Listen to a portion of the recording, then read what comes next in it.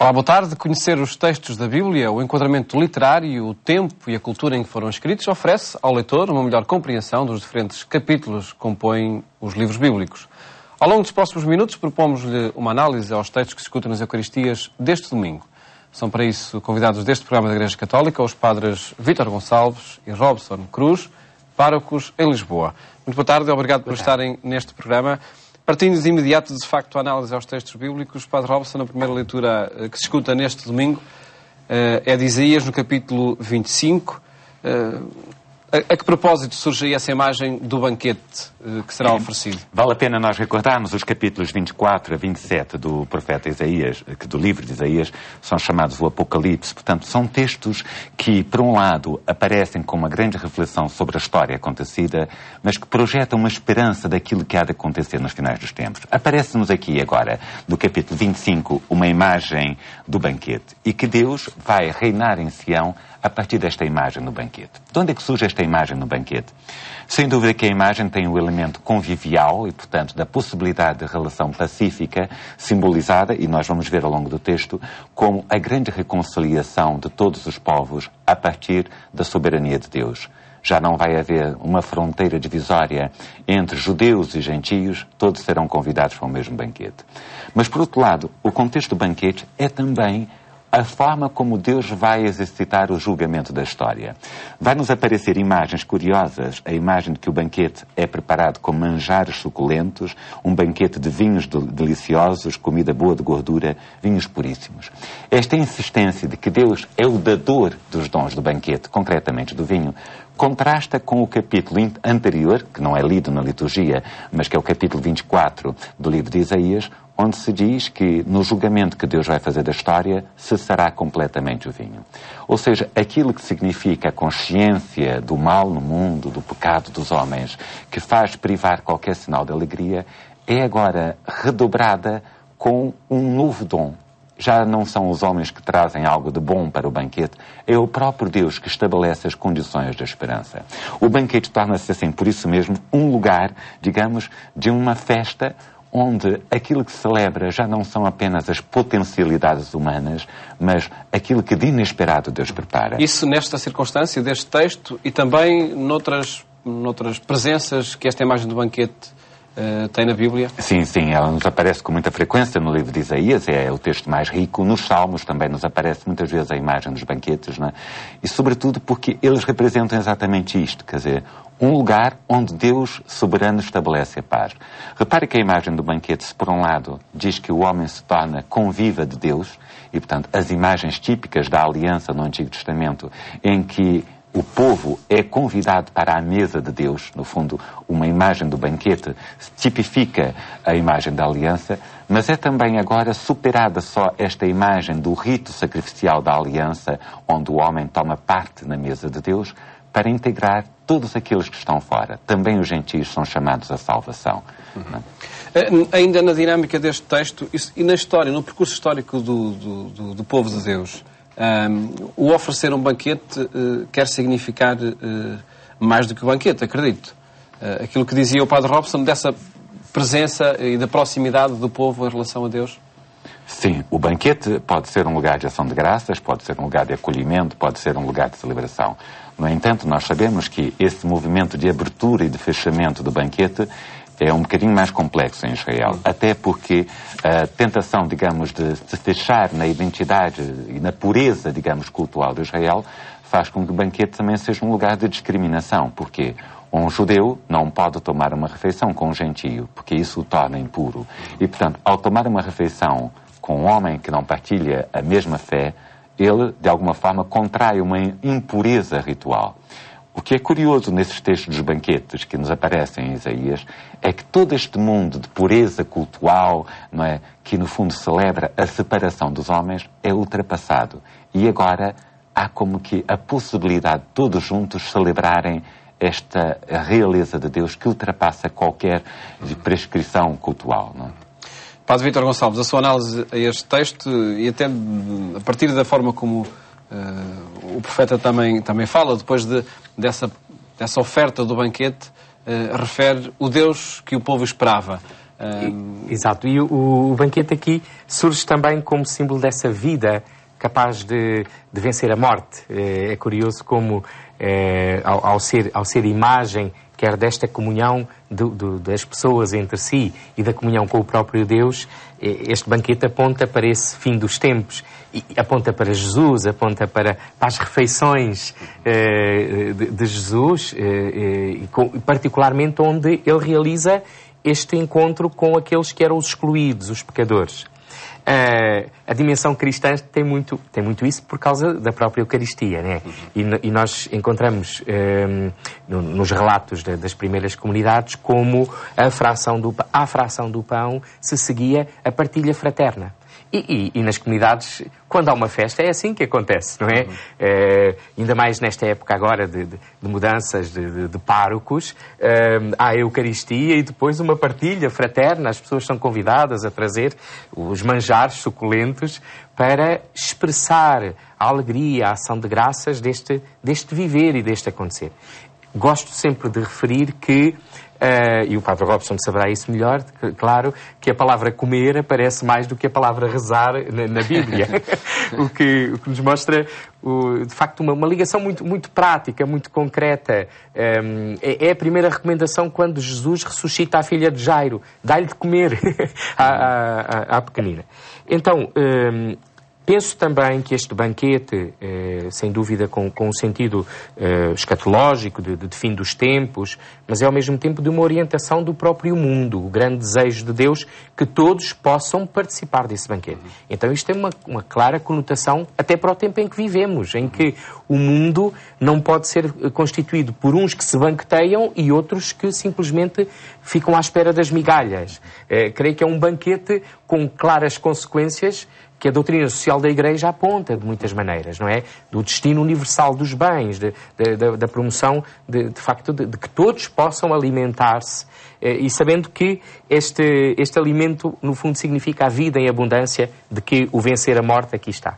Acho muito curioso, a oração eucarística 3 utiliza esta expressão, Deus enxugará as lágrimas de todas as faces, ao lembrar o memento dos falecidos. Ainda sobre esta imagem do banquete, bíblica, sem dúvida, mas também das nossas sociedades. Até que ponto é à mesa que povos se encontram, que famílias se reconciliam, e o banquete acaba por ser, na Bíblia e em qualquer tempo, um espaço de encontro e de convívio. E pergunto isto até na sequência de análise escrita ou dita, já não me recordo bem, que o padre Tolentino Mendonça fez a propósito do espaço comensal na revelação bíblica, mas também do espaço da mesa como um espaço onde quase todos os povos se entendem. Isso não temos dúvida, porque é aquilo que nos acompanha do nascer ao morrer aqui, é a necessidade de comer. E o comer não apenas como uma dimensão de sobrevivência, mas como uma dimensão de celebração da vida. Eu comer sozinho parece que estamos de castigo.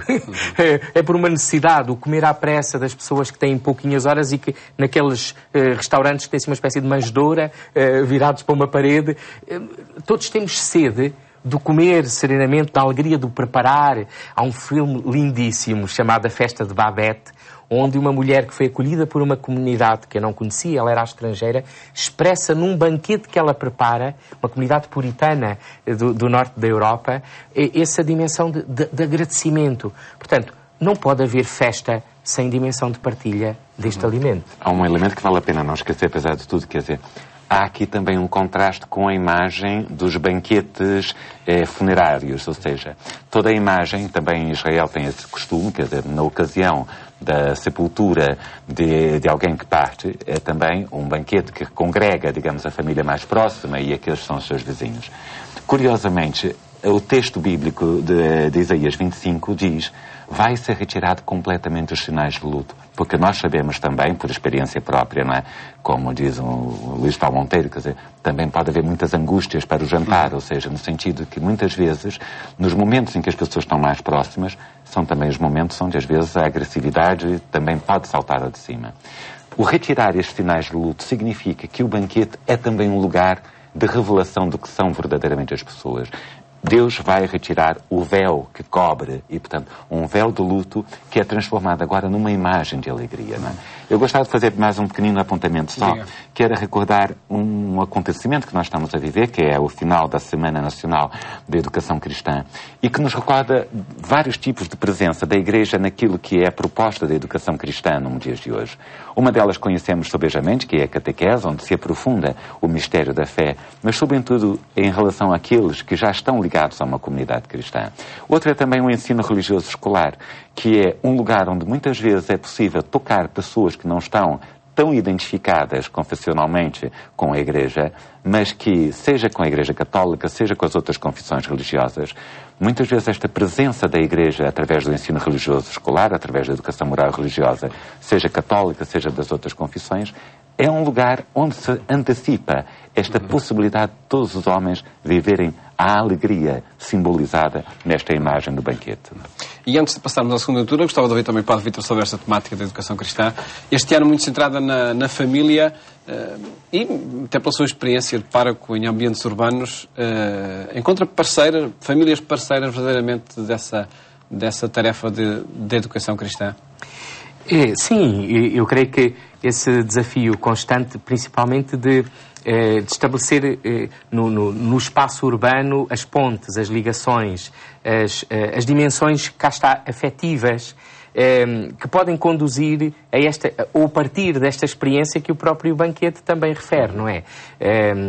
A educação é um todo, naturalmente, e por isso passa ou repassa a partir daquilo que são o cotidiano, onde nós percebemos que a dimensão da fé não é algo exterior, mas brota da reflexão que se faz, da partilha, da entreajuda, e sem dúvida que o espaço familiar é este espaço, onde há lugar para o conflito, mas onde há lugar para a reconciliação, para se tirar os muitos véus com que às vezes nos cobrimos e não nos revelamos a nós próprios. Educar, se calhar, é mesmo isso, é revelar.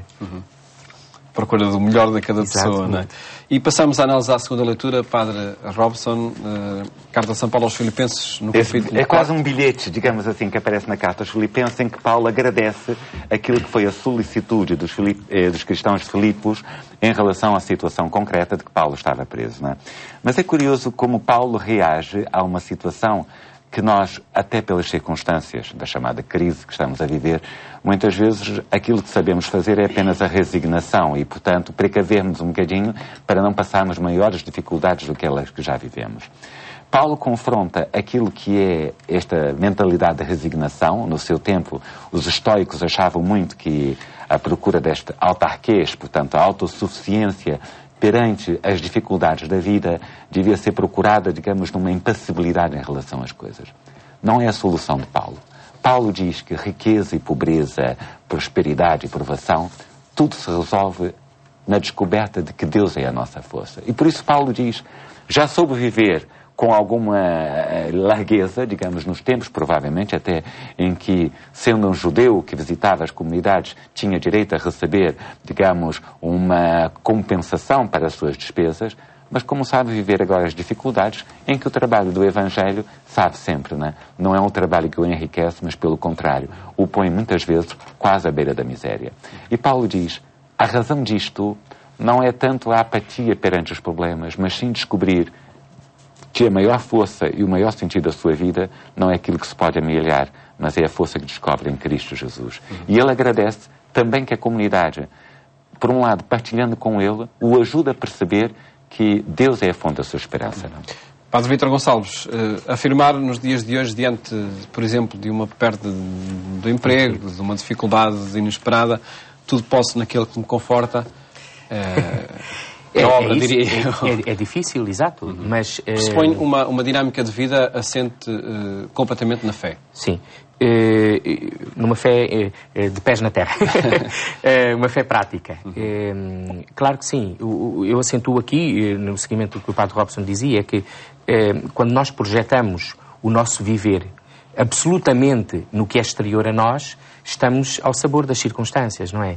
E portanto, no fundo, é esse aprender a viver. Ele, no fundo, faz aqui quando está na prisão, faz como que uma síntese daquilo que foi o seu aprender a viver na abundância e aprender a viver na penúria.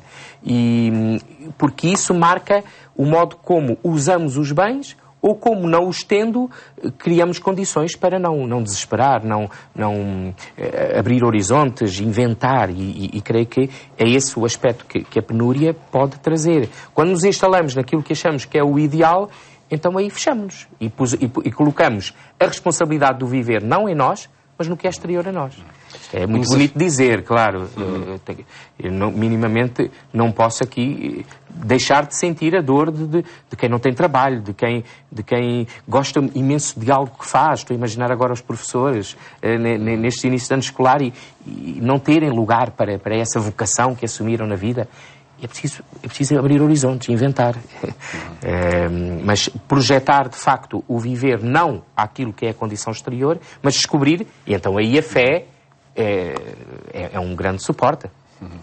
E acredito que, enfim, que possa ajudar muito nessas situações e também criar alguma perplexidade, porque de facto é outra face da moeda, né, que é preciso cultivar. O grande problema é que podemos ter criado, ou criamos muito facilmente, um paradigma do viver, não é? E depois parece que aquilo que não consegue lá chegar não vale. Vale. Há dimensões, de facto, que ajudam-nos a descobrir. A rainha, não sei quem era, se era a Dona Maria Pia, descobriu os dedos quando disse vão-se os anéis, mas ficam os dedos, não é? Pronto. Não apenas como lugar de ter anel, mas se calhar de trabalhar. Não sei se era. Muito bem. E passamos a análise ao Evangelho que se escuta neste domingo. O Padre Robson Cruz, no capítulo 22 de São Mateus, onde há aqui um convite, e pedia que apresentasse a quem nos está a ver e ouvir. Que convite é este? Em que circunstâncias é que é contada aqui esta parábola? Mais uma vez nós tomamos a imagem do banquete, mas agora o banquete é um banquete muito especial, é um banquete nupcial. Ora, a liturgia do casamento previa, e aliás a própria palavra que diz aqui, o convite para a refeição, não é como os nossos casamentos, que geralmente o copo d'água ou é uma refeição do almoço ou a refeição do jantar. Isto começa logo com o pequeno almoço, não é? E nós sabemos que a palavra grega que vem aqui, o ariston, é logo a refeição da manhã e, portanto, é um dia inteiro de festa, que é o convite. E, portanto, quando se diz tudo está preparado, significa para que a festa não seja apenas um episódio que se inscreve na vida de alguém, mas é uma festa que vai tomar conta de toda a dimensão da existência, não é? Mateus reage concretamente com esta imagem da parábola, aquilo que é agora o convite feito a Israel. Nós vemos, por exemplo, que toda a parábola está centrada à imagem de se os homens são ou não são capazes de receber o convite que o próprio Deus faz. O dador do convite já preparou, matou, digamos, os animais para se constituir o banquete, preparou a sala, tudo está preparado, vindo então ao banquete.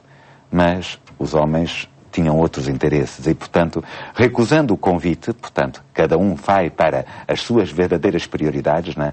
Um para o seu campo, outro para o seu negócio e outro, por fim, tratam mal os servos, recusando formalmente, digamos, a própria dignidade de serem convidados para o banquete do Filho do Rei.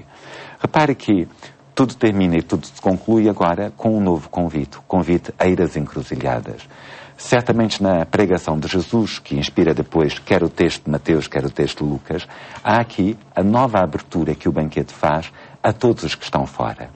E, de facto, concretamente, quem vem, digamos assim, ao cristianismo, mas que não pertence ao povo de Israel, não é? Sabe que faz parte deste segundo convite. Nós somos os herdeiros, digamos, do anúncio feito aos gentios. E, portanto, a recusa dos primeiros é agora a ocasião para que os segundos sejam convidados à festa. São Paulo, na carta aos Romanos, sobretudo no capítulo 9, tem uma reflexão muito bonita para isso. Se a recusa dos judeus é o primeiro convite para o reino de Deus, foi a ocasião para que os gentios pudessem entrar no caminho da fé, como será o dia em que Deus congregar na paz todos os povos, judeus e gentios, para manifestar a sua glória? Estou convencido que a festa será total. No final do Evangelho, há então uma segunda parábola que se entronca aqui, que tem a ver agora com a dignidade com que se prepara no banquete. Muitos quiseram explorar esta imagem de que é preciso uma veste especial para entrar no banquete na Palestina. Portanto, diz que há um que não estava preparado. Não tinha a veste requerida. Parece que o problema não é tanto a veste exterior, como se a veste identificasse uma pureza ritual necessária, mas que toda a dinâmica tem a ver com o facto da pessoa não se ter preparado para o banquete. Não é o tipo de veste ou a qualidade da veste em si que está em causa, mas o facto de entrar no banquete apenas por arrasto, como uma espécie de rede que apanha tudo bom e mau. Não é? Repare que, de alguma forma, o entroncar esta parábola da veste nupcial no contexto do Evangelho de Mateus está a tentar dizer, sem dúvida, Deus com o seu poder vai reunir todos os povos, mas cada um deve preparar-se positivamente para poder participar neste banquete com um coração renovado. Padre Vítor, a sua análise deste texto, e a partir dessa frase como termina, muitos são chamados, poucos os escolhidos. De facto, aqui não se sublinha a exclusão de ninguém. Sublinha, de facto, este compromisso pessoal que cada um tem de responder a esta generosidade imensa de participar no banquete, não é? Esta imagem não é simplesmente uma rede. Eu creio que São Mateus coloca aqui esta parábola também para definir, olha, isto é um caminho também que é exigente, não é uma exigência externa, já não se avalia a raça, já não se avalia a língua, não se avalia nada disso, mas é fundamental que cada um desenvolva em si esta dimensão de homem novo. A veste nupcial aqui poderíamos também de algum modo olhá-la para a veste batismal, não é? Que no fundo representa essa vida transformada, essa vida iluminada, uma vida onde há uma coerência entre aquilo que se acredita e que se procura viver e onde cada um tem de ser inteiro. E de facto há lugar para todos nesta igreja que segue o Jesus Cristo. Essa universalidade que se afirma no texto. Absolutamente. Agradeço-vos terem estado aqui neste programa onde quisemos analisar os textos bíblicos que escutam nas Eucaristias de domingo. Desejo-lhe um bom fim de semana e até à próxima segunda-feira, se Deus quiser.